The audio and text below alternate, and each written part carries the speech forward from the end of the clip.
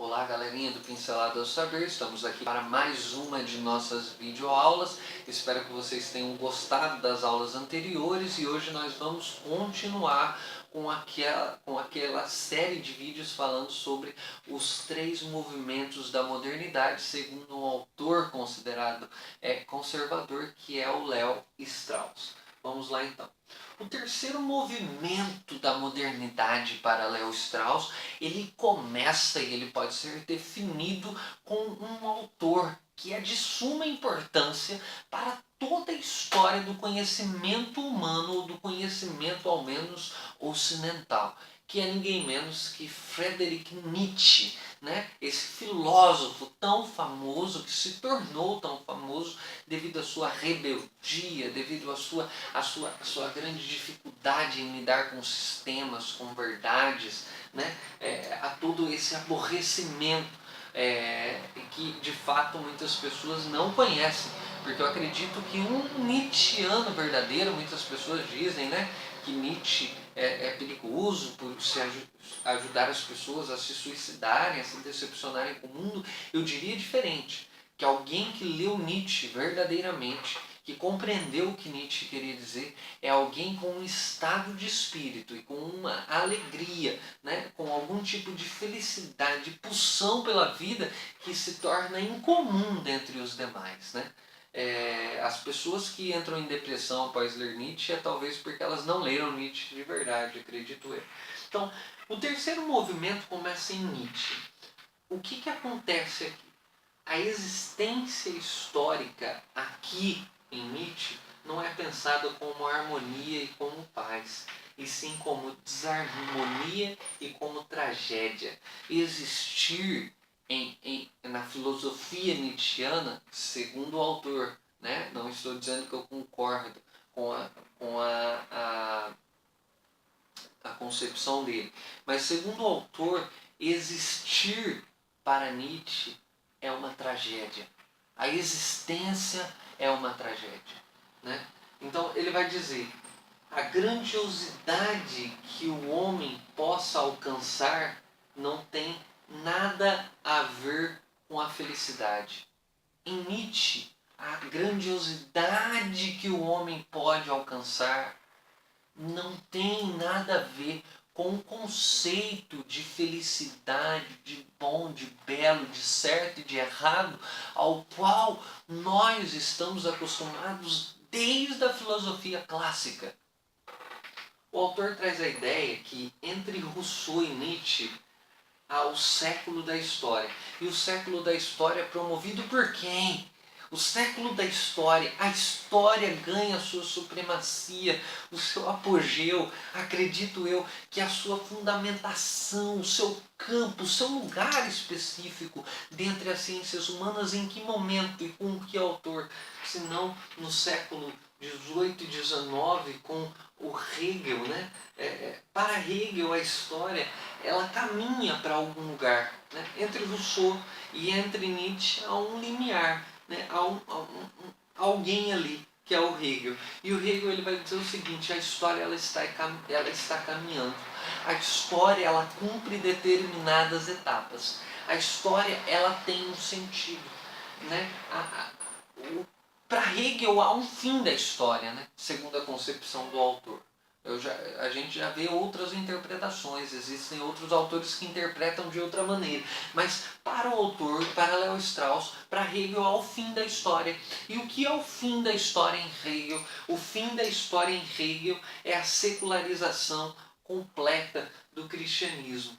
Esse seria o fim da história. Enquanto para Nietzsche não basta simplesmente dizer que as ações, as situações humanas são históricas e ainda acreditar em algum tipo de caminho, achar que estamos indo para algum lugar. Para Nietzsche é o contrário disso. Aceitar que as ações, as situações, os eventos, as ocasiões, as estruturas ou as conjunturas, os movimentos da história ou do ser humano, eles são históricos. É aceitar aceitar que não há nenhum tipo de causalidade ou um tipo de teleológico, escatológico, que não há nenhum tipo de finalidade em nossas ações, em nossa vida, em nossa existência. É aceitar que a nossa vida ela está fadada a esse vazio de respostas, a esse vazio da existência, a essa existência trágica de cair em um poço sem fundamento, a não ter nenhum fundamento. Aceitar a historicidade do mundo e da realidade é aceitar que esse mundo não caminha para lugar algum. Ele está dizendo, ao contrário disso, não. A existência humana é dessa forma.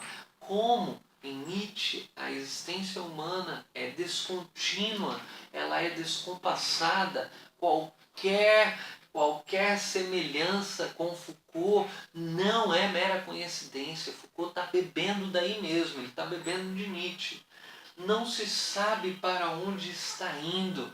Na verdade, não se está indo para algum lugar específico. A história não está caminhando para nada. Não existe em Nietzsche, esse é o terceiro movimento da modernidade, não existe em Nietzsche natureza como existia para os clássicos, mas também não existe em Nietzsche Deus, e não existe em Nietzsche a razão, então não existe esse tipo de coisa em Nietzsche. Isso não é fundamentação. Onde encontrei vida, encontrei vontade de poder, dizia Nietzsche. As relações humanas são crescentes devido ao desejo de superação do poder. É por isso que o homem, ou o overman, é a superação, ele é a transvaloração de todos os valores. É importante perceber que nesse sentido, Nietzsche se assemelha em Marx. Por que ele se assemelha com Marx, segundo Léo Strauss? Porque o homem ele está se transvalorizando, ele está se superando, né? O homem ele está partindo, tirando, acrescentando, modificando, transformando toda a sua realidade.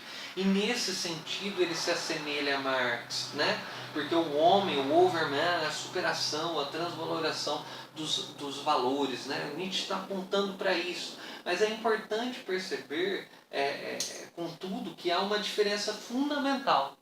Qual é a diferença fundamental entre Nietzsche e Marx, então? Porque para Marx, o advento da sociedade sem classes é necessário e está determinado. Para Marx, o advento da sociedade sem classes ele é necessário como ele já está determinado. Ou seja, vai acontecer, né? Enquanto para Nietzsche o overman pode acontecer. Ele pode acontecer, mas pode não acontecer. E quando que esse overman, essa superação, a transvalorização do ser humano, ela pode acontecer? Quando o homem quiser.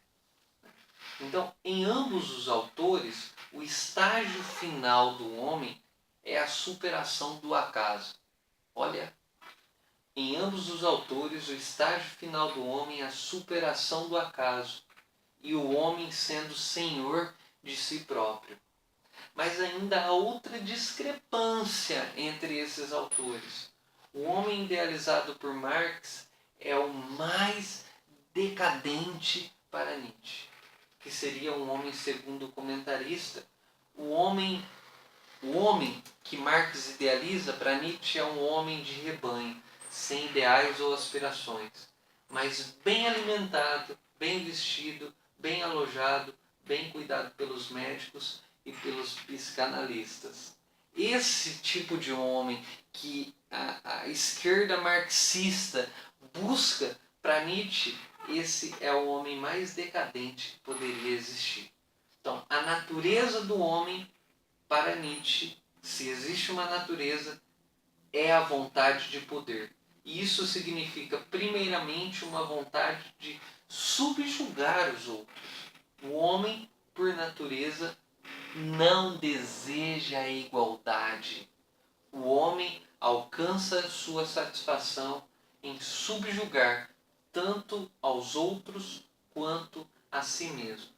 Enquanto o homem de Rousseau é compassivo, o homem de Nietzsche é cruel, segundo o autor. Espero que vocês tenham gostado, né, dessa videoaula, desses vários vídeos, dessa série de vídeos comentando então essa obra do autor queridíssimo Léo Strauss. Eu gostaria de ler algumas frases finais aqui, só para frases que eu gostei do texto, só apenas para compartilhar com vocês. Espero que vocês também gostem, né? Fala assim: há uma perfeição específica que pertence a cada natureza específica. Há uma perfeição notadamente humana que é determinada pela natureza do homem enquanto ser racional e social. A natureza fornece o padrão, um padrão totalmente independente da vontade humana. E isso implica que a natureza ela é boa. O homem ocupa uma definitiva posição no todo, uma posição bastante destacada, por sinal.